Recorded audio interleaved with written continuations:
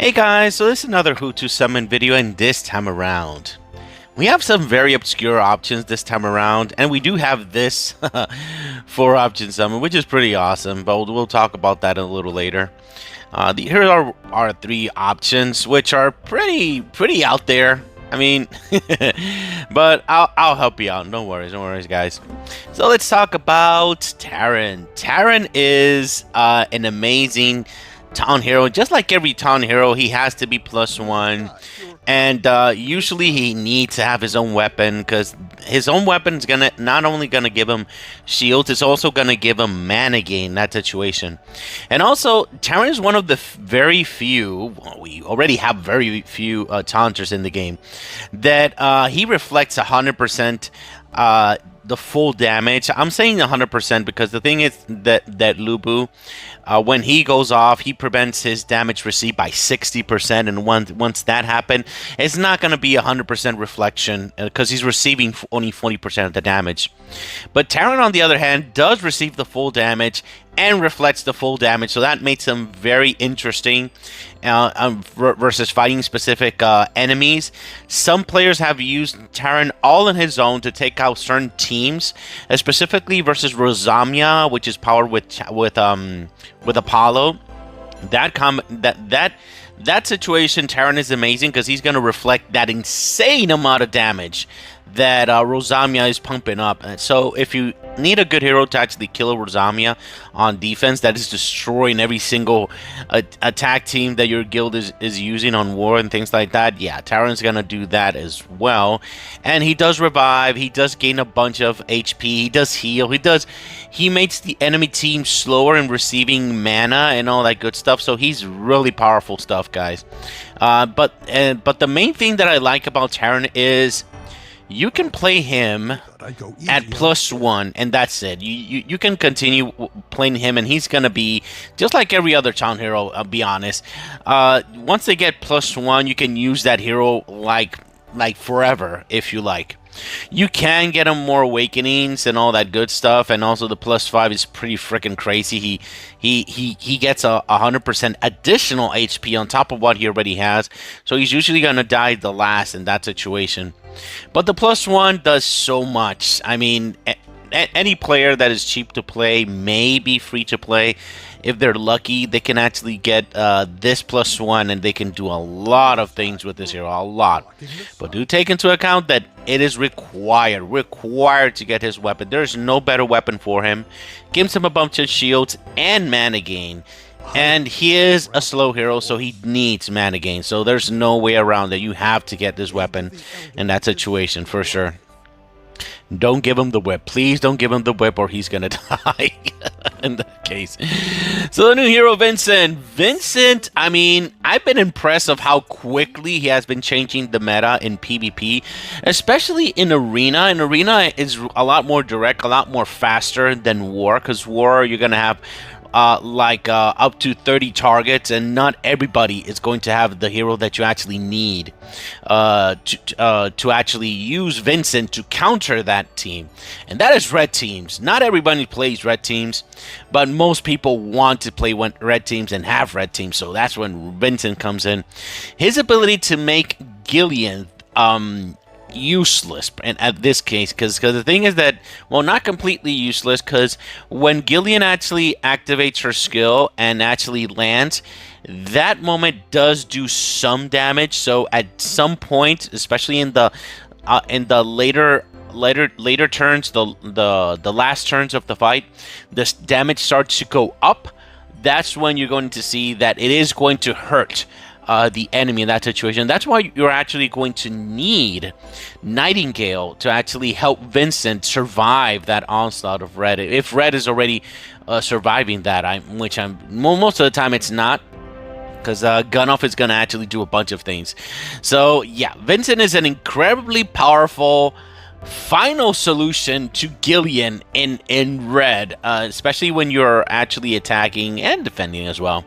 So yeah, this is definitely a counter hero to counter Gillian, the most overwhelming, powerful hero in the entire freaking game, and he does it very, very, very freaking well, for sure. You are able to play him at +0. However, his +1 is able to actually add shields to the entire freaking team, which is pretty freaking amazing. This ability right here is the last piece that you actually need to take down the red teams with Nightingale in that situation. So yeah, shields, healing, stun preventions. If Vincent gets stunned, it can be a problem, especially if it's prison, and prison Nightingale is not able to actually prevent that.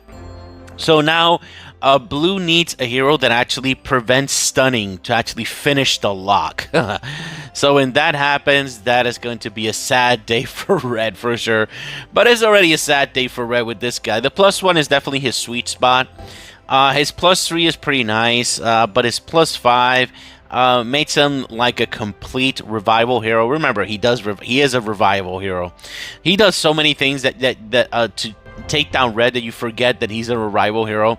And once you actually start to take down enemies, you notice that those enemies are getting revived all over again, and the whole thing is starting over. So it's a big problem when you're actually doing all these things for sure, guys. So yeah, definitely get his +1, but do not get his weapon. His weapon is nice. You will be able to get 60% shields in that case, but other weapons already do that, and even better in that situation, and gives more defense because he's not an attack hero. I don't know why this weapon gives him more attack. Raphael's weapon is a lot better in that situation. So yeah, if you're surrounded by red teams and you only dream every single day to destroying red teams, Vincent is going to be a necessary hero for you specifically. However, once red teams disappear, I don't know what's going to happen to Vincent, because Vincent is so good at taking out Gillian and nothing more. It's, well, reviving and giving shields, but that's it. So that may not be enough to actually beat other color teams. So that's going to be a big problem, and something that we're going to see next year with Vincent. So we will see what happens to Vincent. Depends really what other heroes they release and things like that, most likely. And last but certainly not least, it's Regalt. Regalt is one of the very, very, very few immortal killers in the entire freaking game. And some players have been asking for this guy to be able to beat events that have immortal heroes in that case.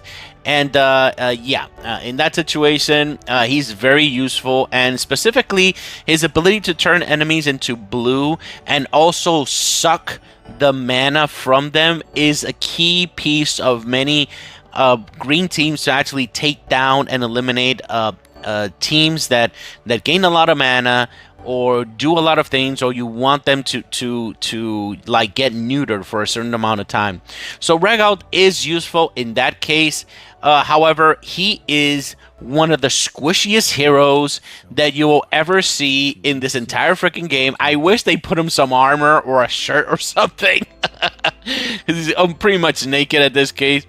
But yeah, he needs protection. His own weapon is amazing. It does give him extra damage versus the color that he's actually turning to and all that good stuff. But you're risking him to actually get murdered. I remember Super Big Whales, when they got the hero, they were complaining that he would die too easily when they got his weapon. So yeah, give him a good shield weapon for him to survive in that case. For awakenings, I mean, this first awakening is nice. It does do extra damage to the enemy element. That is something that I forgot to mention, because more the fight more time passes in the fight, the more your entire freaking team becomes stronger against the enemy element. So if you're using a green team, that means all blues are gonna get to a point that all blues are going to take 50% more damage received by these abilities from him. Even if Regalt dies, and most likely he will if you don't protect him, that buff is going to stay until the rest of the fight ends. So all the blues are pretty much going to die in that situation. This could be a good combination to try to take down those mono blue teams that are coming up. So that could be an option there. And, of course, it's going to raise the critical damage and all that good stuff. Critical damage. And guaranteed crit. That is really awesome. But the real thing that you really want to have is to be able to have death. In other words, immortal killing, and also he does in PvP the mana transfer increases by 100%. So this is the key one for him, because once you actually do this, the enemy that you actually target, it will be able to suck all of their mana and completely neuter the enemy in that situation. So definitely the +5 is something that is sought after and wanted. But besides that, it's only going to be 50%, so that is not something you really want in that situation.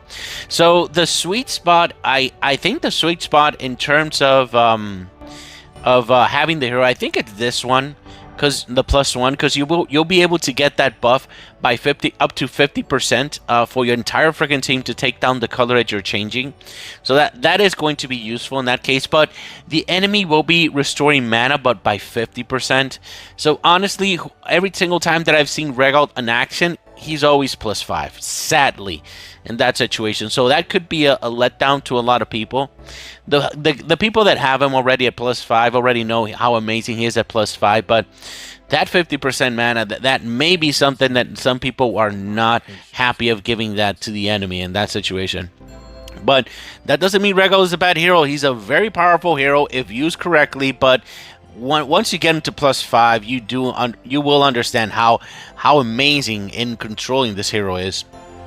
Now for the 4 stars, we do have a few very good options here. So let's talk about Jack real quick. Jack, not a good option. I should have said that. He's character design amazing, but he's not a good hero. Do not upgrade this guy. Kalani, on the other case, she goes off. She does give the enemy more damage received, and it does stack. I don't remember if it's 60 or 50 or 40 or something like that. Let me see the skill real quick. Stacking up to 3 times. So that's 70. That's 7 by 3, so that's 21%. That's fine. 21% more damage dealt, and that does stack with Morella's damage received in that situation. So yeah, she's a very powerful hero for a 4-star. Do not underestimate her. Combine her with Morella, and you'll see your enemies go down really nicely. Now, Hugh, I love his character design. Clearly, Hugh Jackman was the inspiration of this one. You know, the Wolverine, Deadpool, and all that good stuff. But honestly, I've never, ever seen anybody using this guy. He's fast. He does a little bit of damage. He does reduce healing and shields and all that good stuff. But I really haven't seen anybody use this guy, really. So, sadly, I can't really comment much on him. But I do like his design. I do like that he's fast and all that good stuff. And Survivor. Survivor has been a monster of a hero ever since the game was released. He's a tank. He makes enemies slower. He does combine with other heroes from the Iskabrot faction to actually freeze them and make them stay freeze, because you do need to have the skill Frosted to be able to have those ability to actually freeze with Karma and things like that. So yeah, there's places that you can actually use them still until this day, and there's a few teams that use Iskabrot that on defense that still are very annoying to actually fight against if you don't have an a hero that gives immunity to stuns and all that good stuff. So he's a really powerful hero. Do not underestimate Survivor. And finally, Ahu has always been a monster of a hero, but once she got her weapon awakened, she does extra freaking damage.